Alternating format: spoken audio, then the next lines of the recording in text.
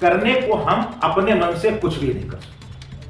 हमें कोई अधिकार नहीं मनमानी करने का, और अगर हम मनमानी करेंगे तो समाज में विसंगति पैदा होगी। तो अगर हमारा शास्त्र कहता है कि ये अनुचित है तो अनुचित है, शास्त्र कहता उचित है तो उचित है, हम उचित और अनुचित का निर्णय लेने का कोई अधिकार नहीं। शास्त्र ने आज्ञा दी कि आप मृगचरण पे पूजन कर सकते हैं, कर सकते हैं। शास्त्र ने आज्ञा दी कि आप शंख बजाइए और उसमें लक्ष्मी का वास हम बजाते हैं।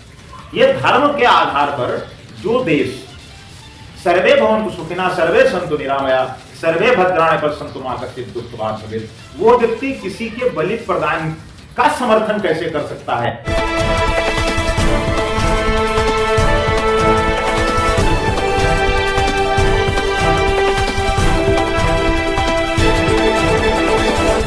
नमस्कार, स्वागत है हमारे YouTube चैनल पे।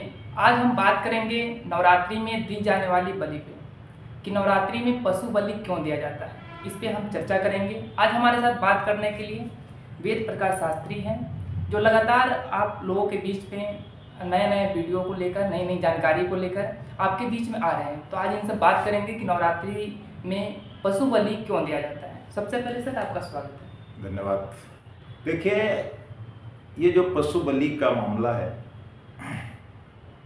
हमने भी देखा, बड़ी चर्चाएं हो रही हैं कि पशु बलि देना कितना उचित कितना अनुचित, और पशु बलि देनी चाहिए कि नहीं देनी चाहिए।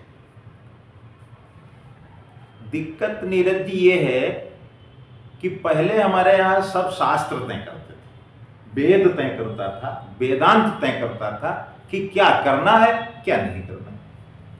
और अब लोगों सब कुछ YouTube चैनल पे तय कर रहे हैं, फेसबुक पर तय कर रहे हैं कि क्या करना है क्या नहीं करना है।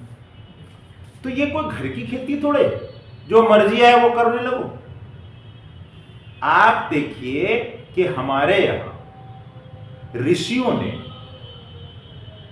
मुनियों ने इस पर रिसर्च किया, इस पर मनन किया, और समय समय पर जो यज्ञ आदि होते रहे उसमें बलि प्रदान का विधान हमारे शास्त्रोक्त है, शास्त्र सम्मत है।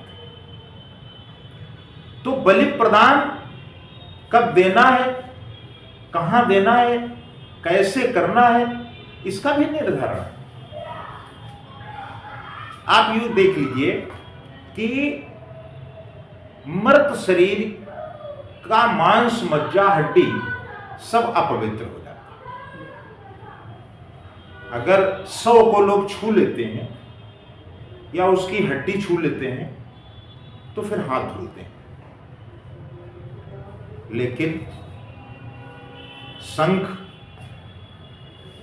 भी तो हड्डी है। शंख को हमारे शास्त्र ने मान्यता दी कि ये हमारे लिए वंदनीय है, ये पूजनीय है। और कितना पूजनीय है कि शंख को हम पूजा पाठ में बजाते हैं, हड्डी है, मुख में लगने से हमारा मुख अपवित्र नहीं होता। शास्त्र कहता है कि आपका मुख लगने से शंख अपवित्र हो गया, तो उसको फिर हम जल से शुद्ध करते। यानी हमारे शास्त्र ने इतनी मान्यता दी है पौराणिक शंख को, जिसे हम हड्डी मान सकते हैं, कि उसमें जल भर के शालिग्राम की मूर्ति के ऊपर उतार के, अगर वो जल किसी को गौ हत्या का पाप लगा हो, ब्रह्म हत्या का दोष लगा हो, उसके ऊपर अगर छिड़क दिया जाए तो उस जल से उसको मुक्ति। तो समय समय पर यह निर्णय हमारा वेदांत, हमारे वेद शास्त्र ने दिया कि आपको क्या करना है और क्या नहीं करना है। लेकिन अब समस्या ये पैदा हो गई कि अब बैठ करके फेसबुक पर यहां से वहां कट पेस्ट किया और तय कर लिया कि साहब ये करना है, ये नहीं करना है। और तथाकथित गुरुजी गैर जानकारी के, आप YouTube चैनल को सर्च करिए, कम से कम हजारों वीडियो इस समय पड़े हैं कि बलि दी जानी चाहिए कि नहीं दी जानी चाहिए? आप तय करोगे, ये शास्त्र तय करेगा। और शास्त्र ने सब कुछ तय किया कि कब बलि देनी है, कब नहीं देनी है, इसलिए इसमें कोई दोष नहीं। अगर हम बात करें जो भी शाकाहारी लोग हैं, जो मांस मछली नहीं खाते हैं, तो क्या उनके लिए अगर बलि नहीं देते हैं तो नवरात्रि में उनको फल नहीं मिलेगा क्या? ये कहीं नहीं लिखा है कि बलि प्रदान आवश्यक है। बलि प्रदान के विधान की जो पूजा है वो तंत्रोक्त है, वो गुरु जी के संरक्षण में होती है, उसके वो जानकार रहते थे और उसके बाद में बलि प्रदान किया जाता था ताकि वो स्थिति आती थी बलि प्रदान की। अब रही बात शाकाहारी, क्या आप ये बताओ कि जो लोग शाकाहारी हैं, एक घर में 5 लोग, 2 लोग शाकाहारी हैं और 3 लोग मांसाहारी, माता जी तो सबसे खुश, सबसे प्रसन्न।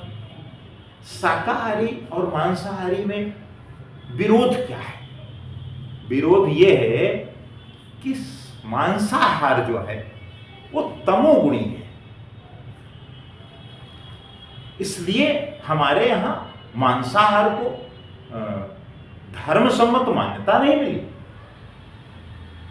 यदि जब तक कुछ हमारे ऋषियों ने इसका समर्थन किया है मांसाहार का, लेकिन उसको, और हमारा जो मनुष्य का शरीर है वो मांसाहार के लिए बना ही नहीं, ये तो वैज्ञानिक दृष्टि से है। और जो मांसाहारी थे वो भारत में आकर के शाकाहारी बन रहे हैं और भारत वाले वहां जाकर के मांसाहारी बन रहे हैं, तो ये तो विडंबना है समाज में।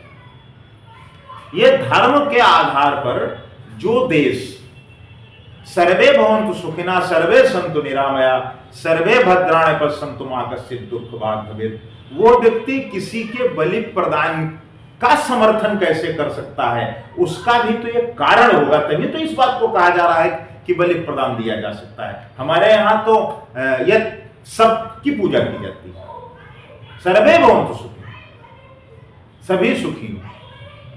तो जो बलि प्रदान, तमाम यज्ञ आदि कैसे हैं जिसमें बलि प्रदान का शास्त्रोक्त विधान है, उसमें ऐसा भी माना जाता है कि जो भी जीव जंतु है, चाहे मानव हो या छोटे मोटे जीव जंतु, हर कोई में भगवान का वास होता है, साक्षात भगवान उसमें वास करते हैं। तो क्या जो भी बलि दिया जाता है, जो भी पशु का बलि दिया जाता है, तो उसमें भगवान नहीं रहते, उनको पाप नहीं लगता क्या?